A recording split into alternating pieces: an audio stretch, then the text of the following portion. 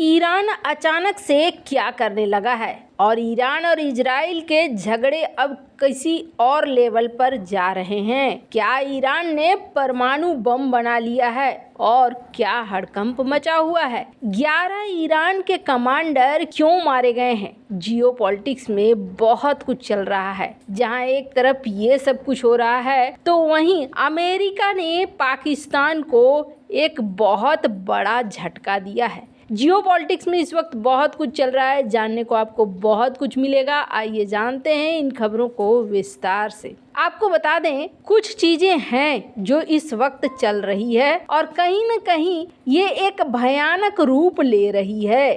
Screen पर एक सबसे पहले रिपोर्ट देखिए, जिस रिपोर्ट में कहा जा रहा है कि ईरान ने 4 लोगों को जो उनके अपने ही देश के थे उन पर जासूसी का आरोप लगाया है। और जासूसी का न सिर्फ आरोप लगा है बल्कि उन 4 लोगों को सजाए मौत भी दे दी है। और इन सब के अलग ईरान के ऊपर ये आरोप लग रहा है कि ईरान ने परमाणु कार्यक्रम अपना तेज रफ्तार में जारी रखा है। दुनिया की नज़र में वो इस वक्त युद्ध में दुनिया को चेताता हुआ दिख रहा है, लेकिन यहाँ पर उसने न्यूक्लियर इनरिचमेंट बढ़ाकर रखी है, जिसके बाद ये माना जा रहा है कि यहाँ ईरान एक अलग लेवल पर खेल रहा है। आपको बता दें, स्क्रीन पर अमेरिका की जो संस्था है यूएस डिपार्टमेंट ऑफ स्टेट, इसने एक जॉइंट स्टेटमेंट डाला है और इस जॉइंट स्टेटमेंट में इन्होंने कहा कि दुनिया की जो न्यूक्लियर संस्था है IAEA, उन्होंने 26 तारीख को एक रिपोर्ट दी है और इस रिपोर्ट में दावा किया गया है कि इन्होंने इनरिचमेंट बढ़ा दी है यूरेनियम की इनरिचमेंट बढ़ाने का मतलब समझिए कि ये परमाणु बम बनाने की दिशा में बढ़ रहे हैं। सिविलियन वाला अब मामला नहीं रह गया है। स्क्रीन पर आप देख सकते हैं इनके इस पूरे जॉइंट स्टेटमेंट को, जिसमें इन्होंने निंदा की है कि आप परमाणु हथियार बनाने के तरफ बढ़ रहे हैं और ये गलत है। आप ऐसा लगता है जैसे IAEA के साथ, यानी कि जो एटॉमिक संस्था है उसके साथ आप मिलकर काम नहीं करना चाह रहे हैं। तो ये चीजें कहीं न कहीं हमारे लिए सही और सटीक नहीं बैठ रही है। आपको बता दें, जहां एक तरफ ये खबर आ रही है वहीं दूसरी तरफ एक और खबर आ रही है और कहा जा रहा है कि इजरायली एयर स्ट्राइक में 11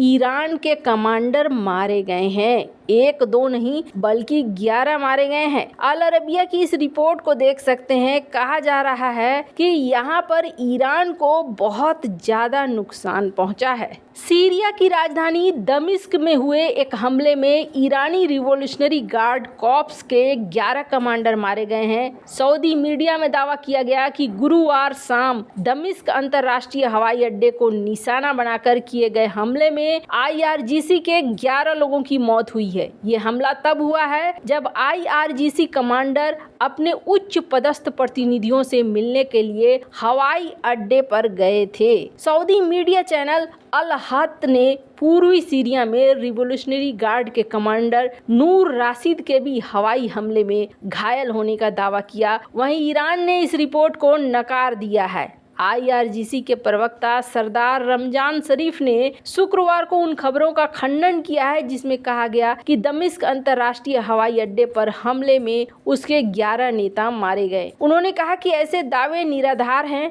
दूसरी ओर सीरियाई मीडिया ने गुरुवार शाम को ये दावा किया कि इजराइल ने 2 अलग अलग हवाई हमलों में दक्षिणी सीरिया और दमिश्क के पास साइटों को निशाना बनाया। हमलों के दौरान दमिश्क क्षेत्र में सीरियाई हवाई सुरक्षा सक्रिय कर दी गई है। ईरान के एक अनुभवी सैन्य सलाहकार सैयद रजी मोसावी की हाल ही में सीरिया में एक इजरायली हमले में मौत हो गई थी। सैयद रजी की मौत पर ईरान ने काफ़ी गुस्सा दिखाया है। इस सप्ताह के शुरुआत में ईरान ने कसम खाई कि इजराइल को IRGC कमांडर सैयद रजा मौसवी की हत्या की कीमत चुकानी होगी। मौसवी को भी दमिश्क के पास ही एक हमले में मार दिया गया था। ईरान और इजराइल के बीच गाजा में जंग शुरू होने के बाद से तनातनी बढ़ी हुई है। इजराइल का कहना है कि ईरान आतंकी संगठनों का पालन पोषण कर रहा है जो उसके खिलाफ लड़ रहे हैं। इजराइल का कहना है कि हमास, हिजबुल्लाह और हुती विद्रोहियों को ईरान से ही मदद पहुंच रही है। वहीं ईरान की ओर से इजराइल पर गाजा में नरसंहार का आरोप लग रहा है। खैर, अब ये लड़ाई यहाँ पर बढ़ती हुई दिख रही है। पर आपको बता दें एक चीज और है, जैसे ही ये हमला हुआ वैसे ही इन्होंने कहना शुरू कर दिया कि 7 अक्टूबर को तुम्हारे यहाँ जो हमला हुआ था ना, वो हमने अपने जनरल सुलेमानी का बदला लेने के लिए कराया। स्क्रीन पर इस आर्टिकल को देख सकते हैं। ये खुद से ही अपने पैरों पर कुल्हाड़ी मार रहे हैं, या ये कहें कि बौखलाहट में इस तरह की बातें कह रहे हैं। जहां एक तरफ ये सब कुछ हो रहा है तो वहीं दूसरी तरफ एक और बड़ी चीज हुई है, और वो हुई है जनरल मुनीर के बारे में खुलासा। स्क्रीन पर एक आर्टिकल देख रहे हैं, फिनो एक्सपर्ट, इन्होंने कुछ खुलासे किए हैं।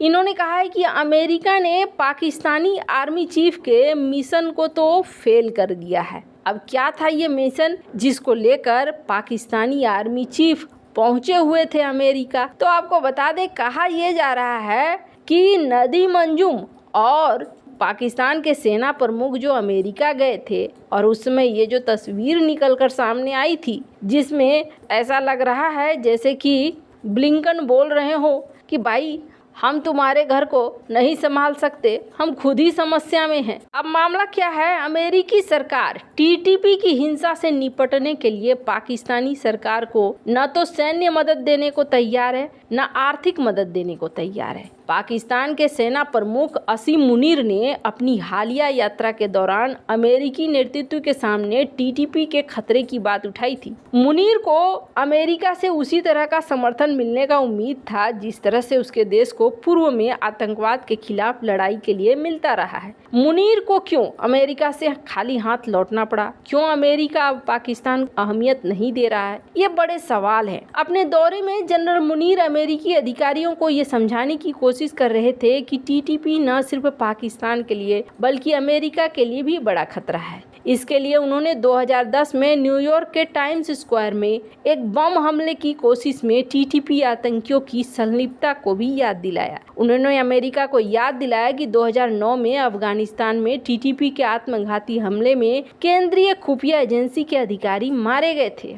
पर ये सब कुछ समझाना बेकार लग रहा है। अमेरिका इस मामले में अब सीधे निपटना चाह रहा है। पाकिस्तान में अमेरिका के अब कोई हित नहीं रह गए हैं, और ऐसे में अमेरिका अब पाकिस्तान को लेकर नहीं चलना चाह रहा है। कहा जा रहा है कि पाकिस्तान को फिलहाल अमेरिका ने कोई बड़ी मदद नहीं दी, और अब एक बार फिर से पाकिस्तान चाइना की तरफ जा रहा है कि चाइना मदद करे, और चाइना ये कह रहा है कि तुम हमें मदद करो ताकि हम अफगानिस्तान तक सीपे को फैला सकें। अब यहाँ पर ऐसा लग रहा है जैसे बलि का बकरा बन रहा है पाकिस्तान। खैर, दो नावों की सवारी करने वाले के यही हाल होते हैं। पाकिस्तान पर वैसे भी अमेरिका यकीन नहीं करेगा, ये बात तो तय थी। वैसे इन सब मामले में आपकी क्या राय है, कमेंट कर जरूर बताएं। जल्द मिलते हैं अगले वीडियो में नई खबर के साथ।